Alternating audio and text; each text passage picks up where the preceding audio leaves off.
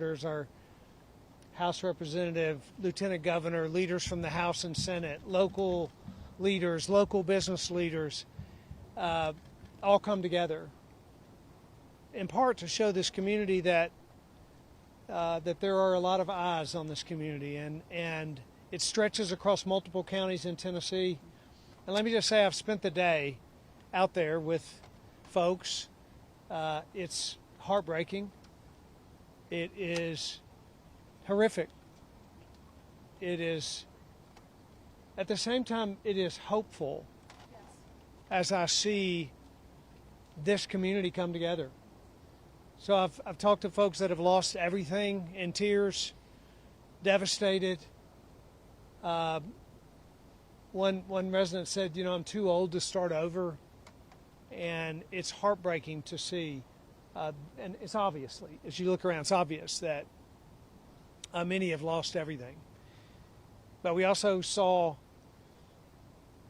churches and nonprofits and neighbors stepping in and helping their neighbors clean up. And you see this rush of local officials, FEMA, from the federal to the state to the local emergency management agencies, local county mayors with tears in their eyes out there serving their people. There is a great deal of hope when you see what is behind the effort, the coordinated effort in this community to begin to rebuild. At the same time, we're in the middle of an unfolding circumstance. There are people missing. There's a lot unknown. There are a lot without water. There are a lot without power. But there are a lot of folks that are working to do something about that. We have 400 TDOT workers in the region. We're at the site of a bridge that has failed. We are already in the process of engaging contractors to fix that bridge. But we have 400 workers. We've surveyed 300 bridges. There are 5 that are completely gone, and 27, I believe, 14 that are compromised. 27 roadways have been impassable at this point. Started with about 50, but about 25 have been opened. There is a lot of work being done, and there is a lot of work yet to do. But I've been very encouraged and impressed by the level of coordination that's occurring across the state, and by what are very hopeful, signs going forward. So there are a lot of folks here that we're going to open it up to questions.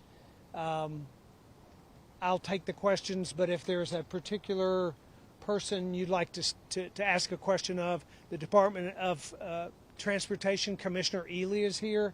He has spent his day separated from us looking at bridges and highways and assets in the state as it relates to transportation. So Commissioner Ely is here as well. Colonel Perry from the Highway Patrol is here, as is Commissioner Long. Obviously, we have Highway Patrol engaged all across the region, both from a security standpoint, but also from a search and rescue, and from working with the TBI to make sure that missing persons are located and reunified with their families.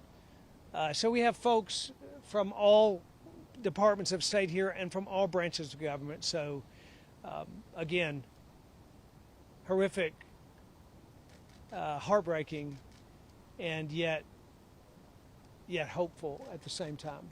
And that can happen, and it is happening out there in a state that is filled with remarkable people, and this community is the brightest example of that. So happy to take your questions.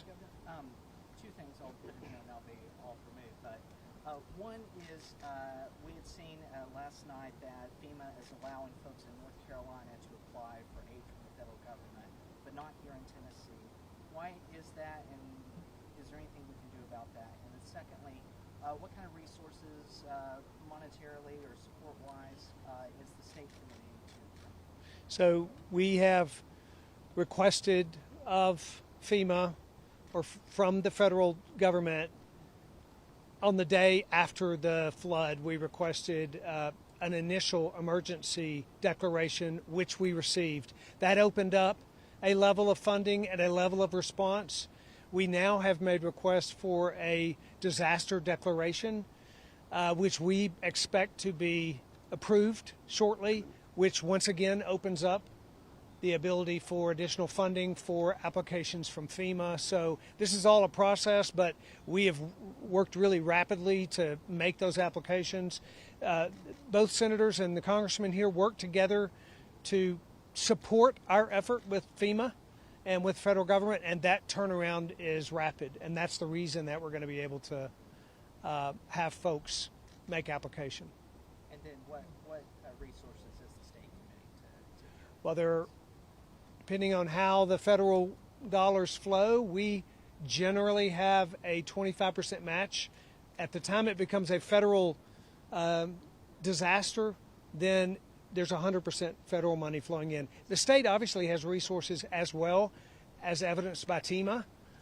We will be, and evidenced by Department of Safety, we will be utilizing the funds of the state to impact this region in multiple different ways. Governor Lee, you said this was an unprecedented event, historic. Did the state do enough to prepare the residents for a catastrophe like this? I think it's hard to imagine preparation for something that's never happened, and certainly this has never happened here. What I'm most impressed by is the way this community has responded. That's all I'd have to say. Yeah, go ahead. Governor. This is an event that is described in terms of odds.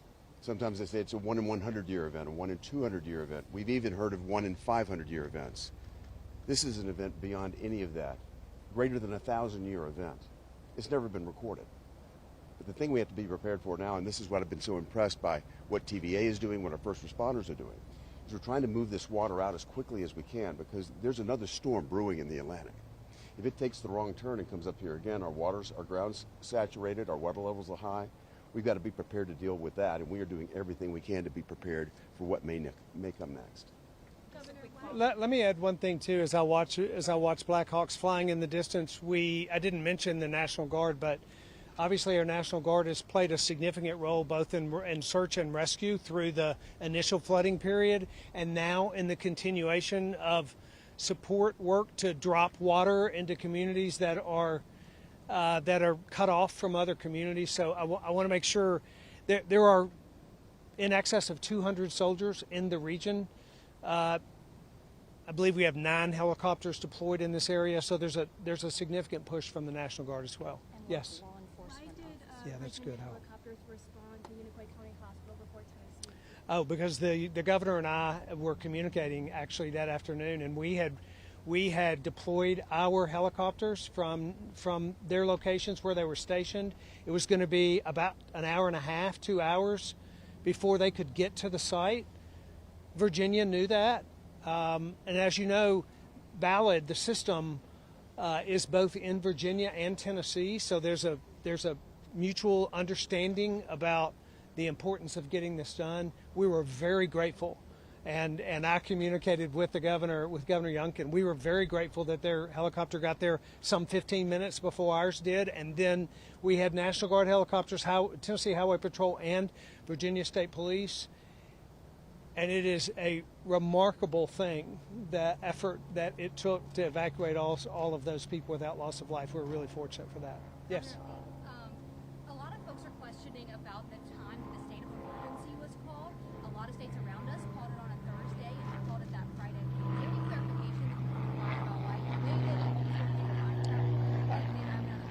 Yeah, so I think, as you know, the hurricane first went into Florida and then went into Georgia and then went into North Carolina and then came to Tennessee. So there are obviously hours.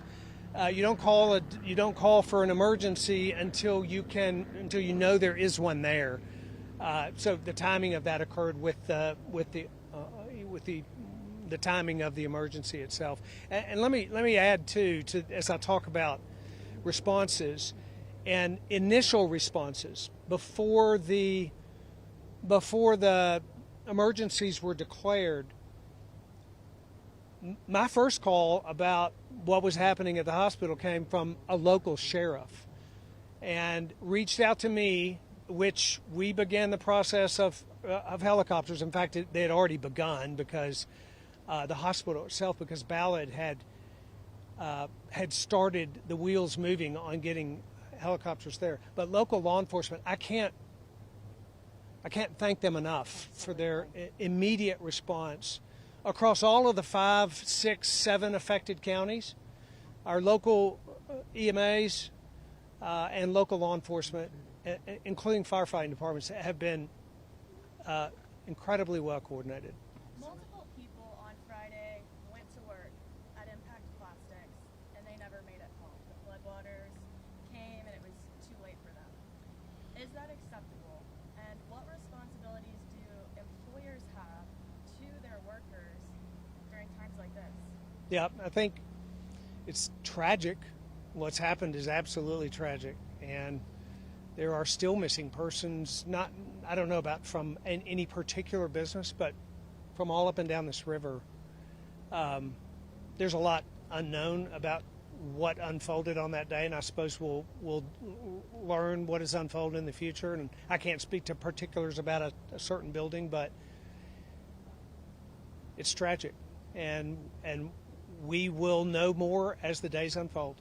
I recently spoke to a family member of one of these members who was working at the factory, and they expressed the frustration of being, it's day 5 and they don't know where, what has happened with their family member, and they're questioning authorities.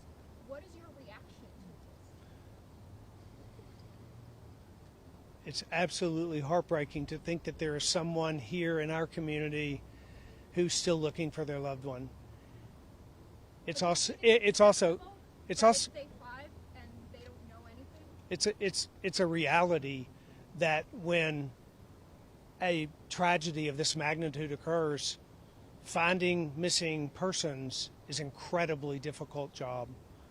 I can say nothing but positive things about the hundreds of men and women who are out there, even now, trying to find those who are missing and determine if, in fact, they've lost their lives or if they're just unable to be reached. The effort has been Herculean, and I have nothing but support for those officials who are out there right at this moment, looking for those who may have been lost. Governor Lee, from a local standpoint, there are a lot of conflicting numbers that are going around. TEMA will give us a number, and then a local sheriff will give us a number. Why is that, and are you satisfied with that type of response when there are so many people still missing and we just don't have those answers to give to these families? I think that's a really good point you make, and one of the challenges is that when there are a lot of numbers out there, then there's a lot of misinformation. It's why you see that TEMA does not publish numbers of casualties until they are absolutely confirmed and appropriately confirmed.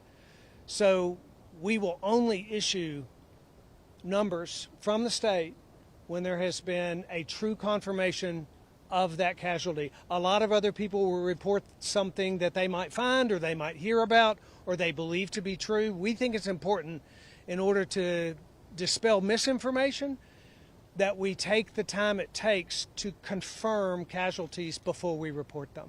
We have time for 2 more questions. We'll take 2 more. More of an Is there anyone who hasn't asked a question that would like to? Yes. Speaking of going off of some miscommunications, a lot of the people here, especially who are closely impacted by Impact Plastics, are members of Spanish-speaking communities, and they've had a hard time reaching TEMA officials, and TEMA officials have had a hard time communicating with them. So can you talk about any efforts? One of the spokespeople said that he didn't know that there was a Hispanic community here. Yeah, so one of the real values of coming out here is finding out what the problems are. That's exactly the reason we come. We can hear information, and there's tremendous coordination.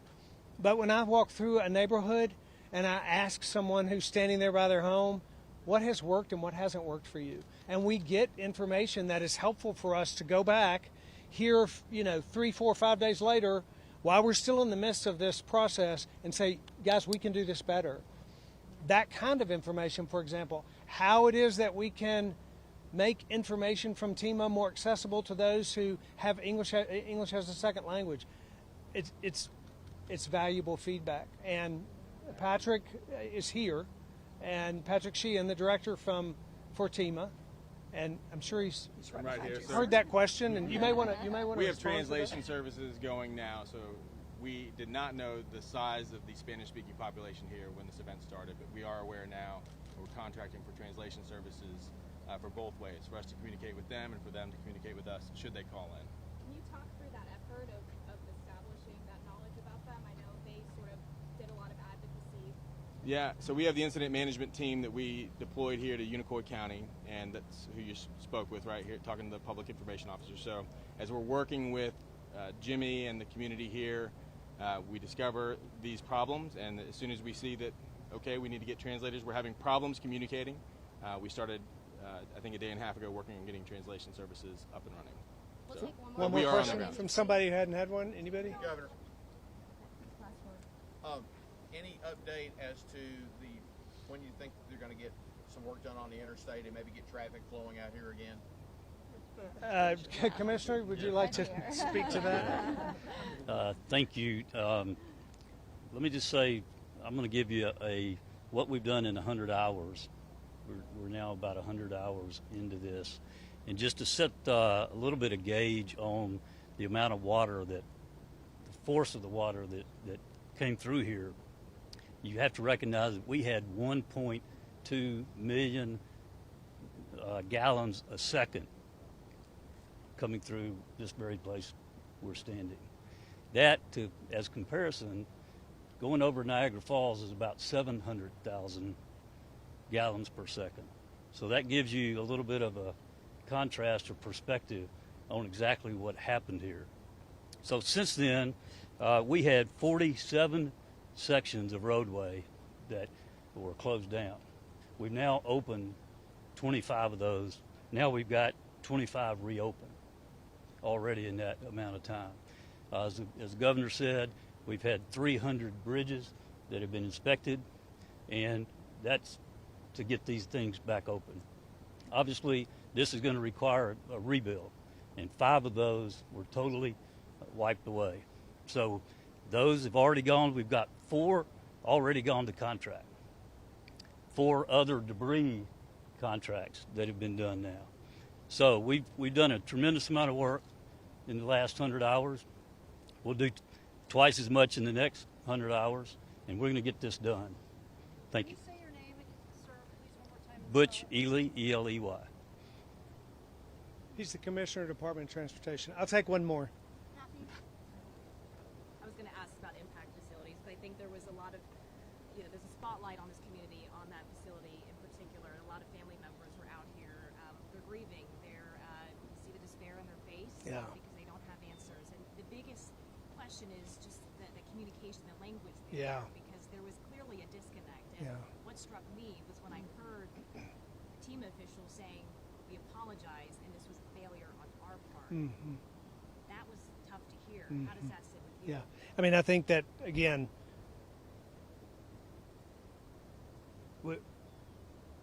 we're seeing tragedy here, and we've seen it unfold. You are right. The faces of these families, the tears in their faces, it's hard for any of us to see. The lack of communication and the ability for us to communicate with populations in the aftermath complicates all of that. It doesn't change the initial circumstances or outcomes, but we want to respond to people in a way that they know that we care. They know that we are here for them. They know that their circumstance matters to us, from the governor's office to the local EMA.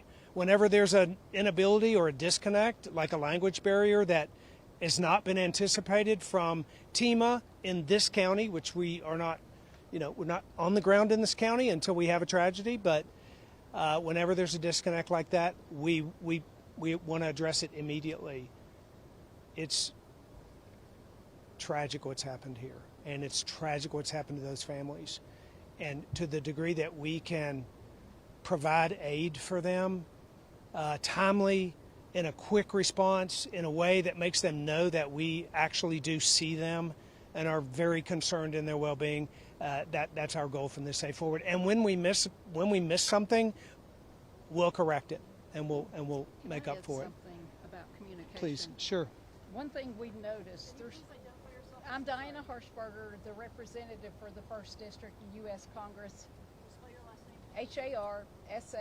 HARSHBARGER.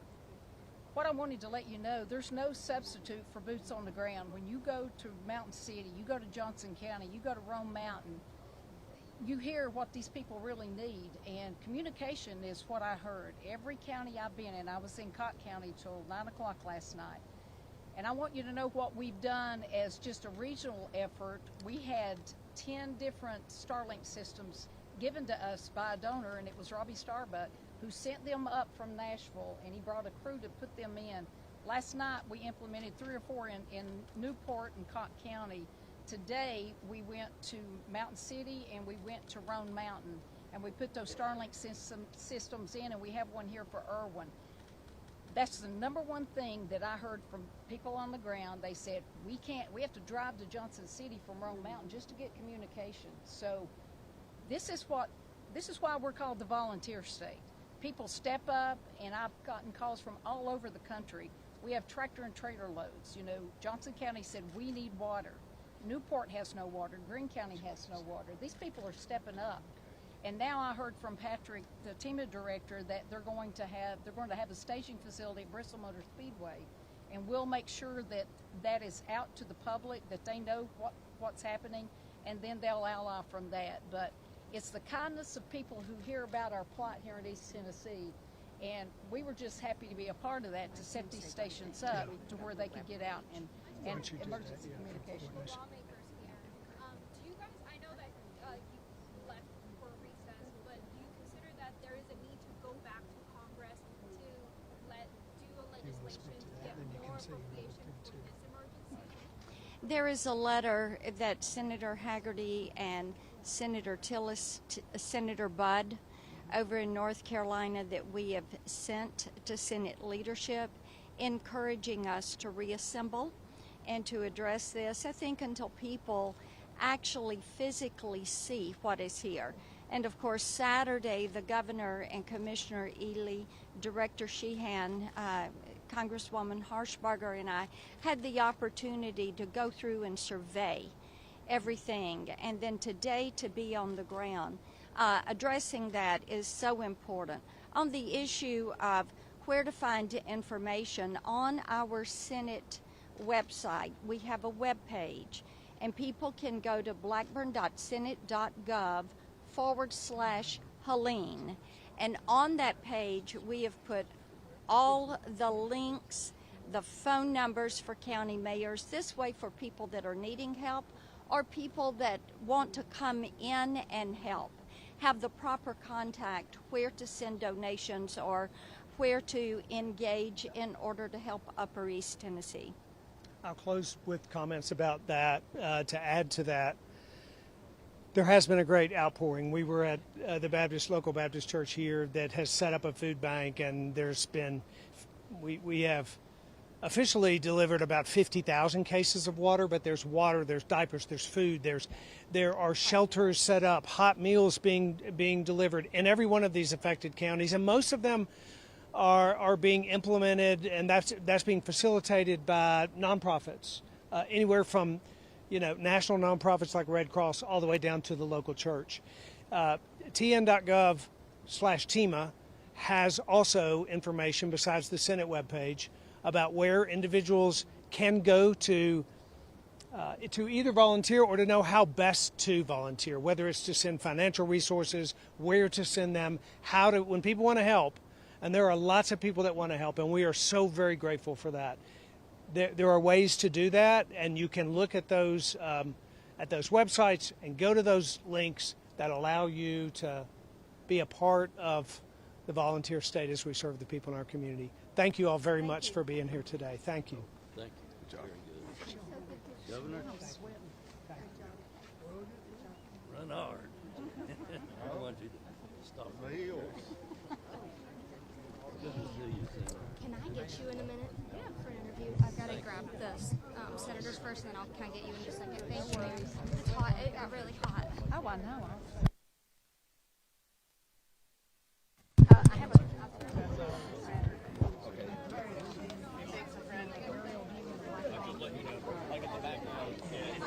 Come back.